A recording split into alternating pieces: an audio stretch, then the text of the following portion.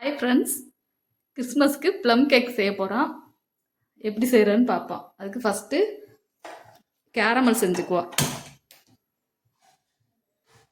1 cup சர்க்கரை எடுத்துக்கிறேன். இது 100 கிராம் இருக்கும்.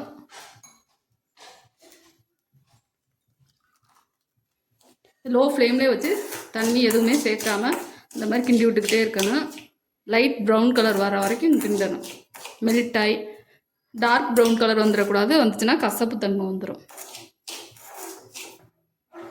இந்த அளவு கலர் மாறினா போதும். இதில் சுடுதண்ணி 1/4 டம்ளர் ஊற்றிக்கிறேன். இதை சர்க்கரையெல்லாம் நல்லா கரையும். நிறைய சேர்த்துடக்கூடாது. சிறப்பு அளவுக்கு இருந்தால் போதும். சர்க்கரையெல்லாம் நல்லா கரைஞ்சிட்டு இதை இறக்கி வச்சுக்குவோம், ஆறட்டும். பட்டர் எடுத்துக்கிறேன். இது வீட்டிலே ரெடி பண்ண பட்டர். நீங்கள் உங்ககிட்ட என்ன பட்டர் இருக்கோ அதை எடுத்துக்கோங்க. 100 கிராம் இருக்கும். அதை கிண்ணத்தில் சேர்த்துக்கிறேன். பட்டரோட கருப்பு கிஸ்மிஸ் இருக்குது, அதை சேர்த்துக்கிறேன். 100 கிராம். அதோட 1/2 கப் தண்ணி சேர்த்துக்கிறேன்.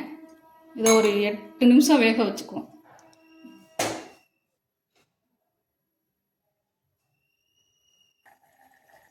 எட்டு நிமிஷம் ஆயிடுச்சு. இதை அடுப்பை ஆஃப் பண்ணிக்குவோம். நல்லா வெந்து சாஃப்ட் ஆயிடுச்சு இந்த திராட்சையெல்லாம். அடுப்பை ஆஃப் பண்ணிக்குவோம்.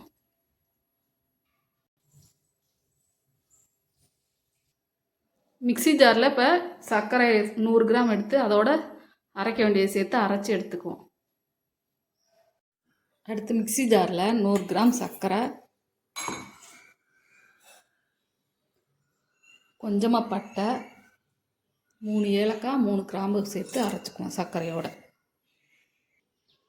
அரைச்சி எடுத்துக்கிட்டேன். இதை அரைக்கும் போதே நல்லா வாசமாக இருக்குது. கேக்குக்கு நல்ல வாசனையை கொடுக்கும். எடுத்து ஊற்றிக்கிறேன். உடச்சி 3 முட்டை எடுத்து உடச்சி ஊற்றிக்கிட்டேன். பீட் பண்ணிக்குவோம். முட்டையை பீட் பண்ணிக்கிட்டேன். மைதா 250 கிராம் மைதா எடுத்துக்கிறேன்.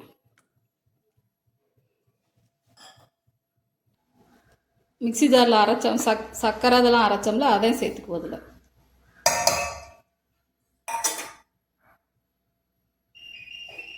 இந்த கிஸ்மிஸ் வேக வச்சோம்ல, அதையும் சேர்த்துக்குவோம். ட்ரை ஃப்ரூட்ஸ் எல்லாம் சேர்த்துக்குவோம். டூட்டி ஃப்ரூட்டி எடுத்திருக்கேன், செர்ரி எடுத்திருக்கேன், டேட்ஸ் எடுத்திருக்கேன். இது எல்லாத்தையும் சேர்த்துக்கிறேன். உங்களுக்கு என்ன ட்ரை ஃப்ரூட்ஸ் வேணாலும் சேர்த்துக்கோங்க. நட்ஸு 10 முந்திரி பருப்பு எடுத்திருக்கேன், 10 பாதாம் எடுத்திருக்கேன். உடச்சி சேர்த்துக்கிறேன். அதையும்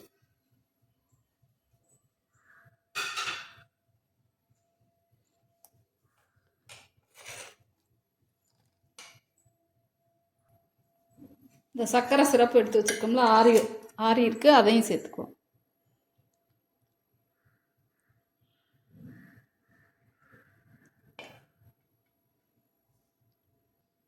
ஒரு ஸ்பூன் பேக்கிங் சோடா போட்டுக்கிறேன்.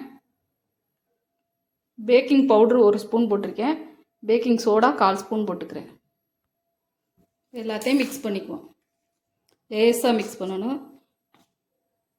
ஒரே மாதிரி மிக்ஸ் பண்ணணும்.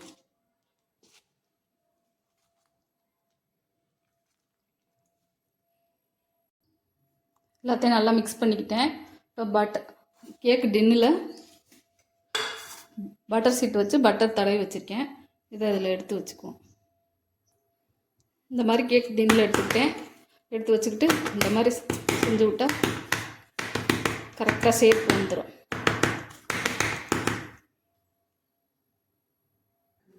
முந்திரி பருப்பை இந்த மாதிரி மேலே வச்சுக்குவோம். முழுசாக பார்க்க நல்லாயிருக்கும், அதனால் வச்சு.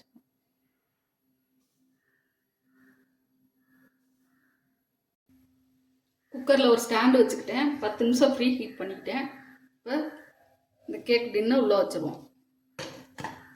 மீடியம் ஃப்ளேமில் வச்சு கேஸ்கட் எடுத்துகிட்டு 1 மணி நேரம் ஃப்ளேம்லேயே வச்சு மூடி வச்சுருவோம். 1 மணி நேரம் கழித்து எடுத்து பார்ப்போம். குக்கரை முன்னாலே வச்சு 10 நிமிஷம் நல்லா ஹை ஃப்ளேம்லேயே வச்சு ப்ரீ ஹீட் பண்ணிக்கோங்க. அதுக்கப்புறம் ஸ்டாண்டு வச்சு கேஸ்கட்டை எடுத்துட்டு லோ ஃப்ளேம்லேயே வச்சு மூடி வச்சுருவோம். 70 நிமிஷம் ஆயிடுச்சு வச்சு எடுத்து வெந்துருச்சான்னு பார்ப்போம். வெந்துருச்சு, ஒட்டலை, வெந்துருச்சு. அடுப்பு ஆஃப் பண்ணிக்குவோம். இப்போ கொஞ்சம் ஆறினோடனே எடுத்து பிளேட்டில் வச்சுக்குவோம். ஆறிடுச்சு, எடுத்து வச்சுக்கிட்டேன். சுகர் சிரப்பில் கொஞ்சம் எடுத்து வச்சுருக்கேன், அதை மேலே அப்ளை பண்ணிக்குவோம்.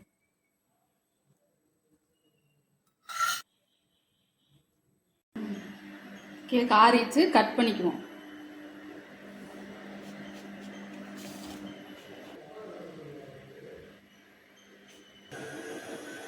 சூப்பராக ரெடி ஆகிடுது, சாஃப்டாக இருக்குது.